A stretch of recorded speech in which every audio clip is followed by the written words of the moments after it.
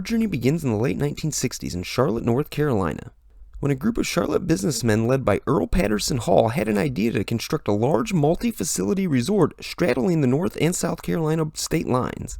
The resort was to feature a large theme park, a golf course, a shopping district, and a f***ing NFL stadium. Well, these brass ball fellas got everything in line to do just that, and on May 1st, 1970, the first phase of this massive project broke ground. They decided to construct the theme park first, and it was to be called Carowinds. They planned on opening the park by April of 1972, but apparently there was some rough weather in the 71-72 seasons, and construction was delayed a full year. By 1973, the park was ready to go, and on March 31st, Carowinds opened to the general public.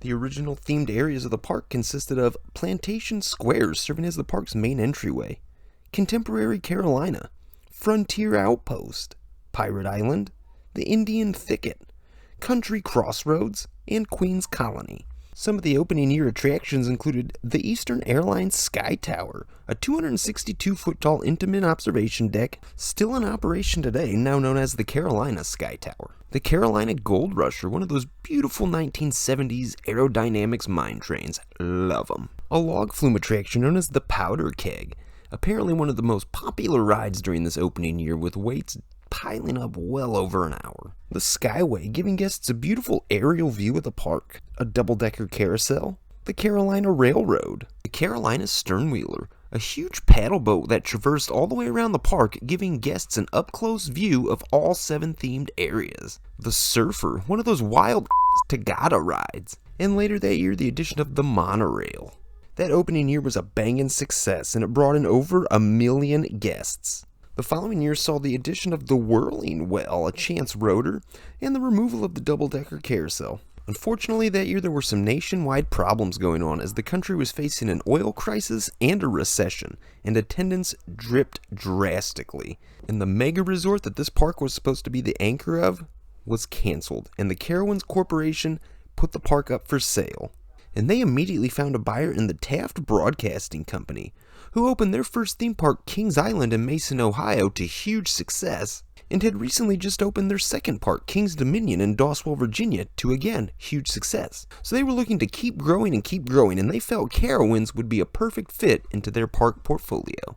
When they purchased the park, they immediately had expansion in mind and bought 85 additional acres of land. And their first move as owners of the park was to construct a new land and inject some intellectual property, because TAFT Broadcasting owned the licensing use to the Hanna-Barbera characters at the time. So naturally, we got the addition of the Happy Land of Hanna-Barbera. That year also saw the addition of the Palladium, a 7,500-seat outdoor amphitheater. That allowed the park to book top-shelf names in the musical industry, bringing more through the gates. 1976 began with the removal of the Surfer and the Carolina Railroad, but we got the addition of a classic PTC wood racing coaster known as Thunder Road, standing 93 feet tall, and I really mean it. PTC was putting out some great stuff at the time, and Thunder Road really helped reignite interest back into Carowinds. 1977 saw the Whirling Well get renamed to the Oaken Bucket, and we got the addition of a Schwarzkopf shuttle loop coaster known as White Lightning. Can't go wrong with Anton. 1979 saw a brand new area added to the park with the addition of the County Fair, and coming with that, the Meteorite, a Schwarzkopf enterprise, and the addition of the park's second carousel. This one not as bad as the double-decker, but still pretty cool, in the Grand Carousel. As we ushered in this bad decade known as the 80s, the park broke some records with the addition of the Carolina Cyclone, which was just your standard aerodynamics looping coaster that they were pumping out like crazy at the time, but this one was different, as it was the very first roller coaster in the world to feature 4 inversions, with 2 loops and 2 corkscrews. Hadn't been done before. 1982 was a big year for the H2O, if you feel me, as the park added Rip-Roarin' Rapids, an intimate rapids ride, which you could find in most theme parks, but at that time in 1982, that was still a relatively new concept. But the bigger news of that year was the addition of the separate admission-priced water park, with the addition of Ocean Island. 1983 saw the removal of the Skyway, but the park tried something new and extend their operating season and debut a new Christmas time festival known as Winterfest. 1984 saw the park add a children's play area in Smurf Island, surrounded by the Carolina Sternwheeler, and that was one of 2 ways you could actually get to the island, was via the Sternwheeler, or you could take a Smurf boat. 1985 saw the addition of a pirate-themed motion simulator ride known as Blackbeard's Revenge. 1986 saw another pirate-themed ride added to the park, this one a looping starship known as Friendzoid. 1987 saw the removal of the Oaken Bucket, and the following year we had the removal of White Lightning, and it was sold to Gold Reef City in Johannesburg, South Africa, where it still operates today as Golden Loop. But that year the park did see an addition of another water ride in Whitewater Falls, a Hopkins Shoot the Chutes. 1989 saw the park make some history yet again, as the Ocean Island Water Park was rethemed and renamed to Riptide Reef and was now included with your admission into Carowinds, thus becoming the very first water park included with your theme park admission. 1992 saw some huge news on the corporate end of things, as TAFT Broadcasting, now managing their parks as King's Entertainment Company, sold all of their parks to Paramount Pictures, thus creating Paramount Parks, and their first order of business was to work with a new up-and-coming manufacturer known as B&M, with the addition of a stand-up roller coaster known as Vortex, and it was only B&M's third roller coaster, and it was right before they really took off into superstardom in the industry. And finally that year, Meteorite was renamed to Screamweaver. At the start of the 1993 season, the park was now officially known as Paramount's Carowinds. Also that year, we got the addition of the Action Theater, a motion simulator building that has changed its video packages many times over the course of its history, but the very first one was Days of Thunder. And of course, with Paramount now in charge, they had to remove Smurf Island. 1994 saw an expansion in the park with the addition of the Wayne's World area, based off of the smash hit Saturday Night Live skit of the early 90s, and coming with it, a new roller coaster, the Hurler. Manufactured by International Coasters Incorporated, who the a triple out and back Woody, and unlike its counterpart at King's Dominion, is still in operation today in its original form. But there was some sad news that year, as the monorail was removed. Its life did continue though, and it was sold to Vitafil Mayan Palace Resort in Acapulco, Mexico. 1996 saw the addition of the Drop Zone Stunt Tower, a 174-foot tall Intamin drop tower, which is now known today as Drop Tower. 1997 saw Paramount rebrand most of their water parks, and Riptide Reef was renamed Waterworks Water Park. 1999 saw the removal of Blackbeard's Revenge, but we got the addition of a bad B&M invert roller coaster known as Top Gun the Jet Coaster, still to this day regarded as one of the best B&M inverts. The new millennium saw the addition of a unique roller coaster to say the least, the Flying Super Saturator, manufactured by Set Point, one of their Swamp Thing models. Actually, I think that's their only model they've ever done. Nonetheless, it was a roller coaster that got you wet. As guests down below, even if they were in line or not, it didn't matter. They could walk by and shoot you with some water as you were on the ride. Kind of a cool concept, though. Also in the year 2000, we got the addition of Carowinds Halloween Extravaganza, known as Carowinds. 2001, the park received an interactive dark shooter from Sally Corp, Scooby-Doo's Haunted Mansion. 2002 saw the Log Flume Powder Keg get rethemed and renamed to the Wild Thornberry's River Adventure. That year also saw the addition of a mock compact wild mouse known as Ricochet.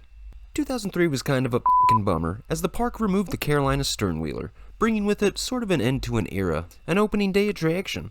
I think they could have found some use for it, like a gift shop or a restaurant or something like that, but apparently not, and it bid us a farewell.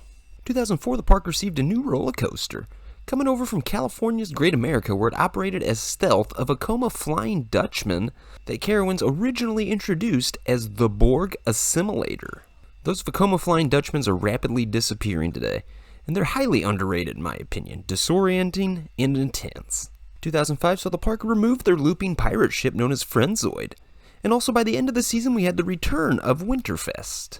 2006, a new course dropped on the theme park community, as Paramount Parks decided, hey, we kinda suck at this, and they sold all their parks to Cedar Fair for $1.2 billion, Carowinds included, and that ended up being a very good thing. And Cedar Fair immediately got to work beginning to remove things that resembled the Paramount era, such as renaming the Wayne's World area to Thrill Zone, and Waterworks being renamed and rethemed to Boomerang Bay. 2007 saw the Friendzoid looping pirate ship replaced, and now operating today as Southern Star. 2008 saw Cedar Fair continue to put their own identity into the park, as the Borg Assimilator roller coaster was renamed to Nighthawk, and the B&M Invert Top Gun was renamed to Afterburn. We also saw the removal of two attractions, as the Wild Thornberry's River Adventure, the log flume that was there on opening day, was sadly removed. And also the Flying Super Saturator bit the dust that year as well. 2009 saw the addition of a Vekoma boomerang known as the Carolina Cobra, coming over from at the time recently closed Geauga Lake in Aurora, Ohio, where it operated as headspin. 2010 saw the Sally Corp sever their ties with their licensing agreement with Hanna-Barbera, and the Scooby-Doo's Haunted Mansion attraction was rethemed and renamed to Boo Blasters on Boo Hill. But we all know the big news of 2010, as the now legends in the industry, B&M, released one of their best hypercoaster designs ever, and that was built at Carowinds and known as Intimidator, standing 232 feet tall and reaching speeds of 75 miles per hour. And just like all B&M hypercoasters, is going to age gracefully. 2011 saw the park remain open 2 hours later than they normally have the years prior, and that was to introduce a new nighttime show with fireworks and lights everywhere, and we're talking about Snoopy's Starlight Spectacular. Very cool nighttime show. 2012 saw the debut of Fastlane in the park. For an extra upcharge, you could skip the line and get right on the ride. If it's in your budget, why wouldn't you do that? And also that year we got the debut of a 301-foot tall giant chair swing manufactured by Mondial, known as Windseeker. 2013 saw the addition of an animatronic dinosaur walkthrough attraction known as Dinosaurs Alive. A lot of people on the Dinosaurs Alive walkthrough. I thought it was actually kind of cool. 2015, people were outraged when it was announced that Thunder Road would be closed and dismantled, but they were quickly hushed with the announcement of a 325-foot tall, yet again, B&M Giga Coaster racing at 95 miles per hour, and we're talking about Fury 325, and easily regarded as one of the best roller coasters mankind has ever constructed. 2016 saw Carowinds Water Park Boomerang Bay get rethemed and renamed yet again, and as of today, for the time being, is known as Carolina Harbor. And also that year we saw the Action Theater get a complete renovation and get a very unique attraction. It's a part 3D theater experience, part motion simulator, and part dark shooter, and is now known today as Plants vs. Zombies Garden Warfare. And the downer note of 2016 was the removal of Whitewater Falls. 2017 saw the Carolina Cobra get renamed to Flying Cobras. Also that year we got the addition of a Mondial top scan known as Electrospin. I have yet to ride one of these kind of models, so let me know down in the comments if these are yays or nays, because they look pretty bad. And to close out 2017, we got the third installment of Winterfest. 2018 saw the park remove Rip Roarin' Rapids, leaving a hole in its lineup as there are no in-park water rides anymore. 2019 saw the park remove its animatronic walkthrough attraction known as Dinosaurs Alive, but that year we got the addition of an 82-foot tall mock launch custom-built roller coaster known as Copperhead Strike. Carowinds is one of the most well-rounded theme parks in this country. They really do have something to offer for everyone, with a great number of family rides. Hell, they even have a small collection of family roller coasters, a good mix of modern flat rides and traditional flat rides, and some of the best B&M roller coasters ever built. If someone asked me, hey, name the best Cedar Fair parks, my list would most definitely include Carowinds. As always, thank you guys for watching. Don't forget to hit like, subscribe, help a fella out, and check out some of these other videos. And don't forget to thank your theme park employees, the ride ops, food and beverage, security, you name it. They're the reason we get to keep coming back and having a good time. Keep your spirits flying high and riding strong. We'll see you guys next time.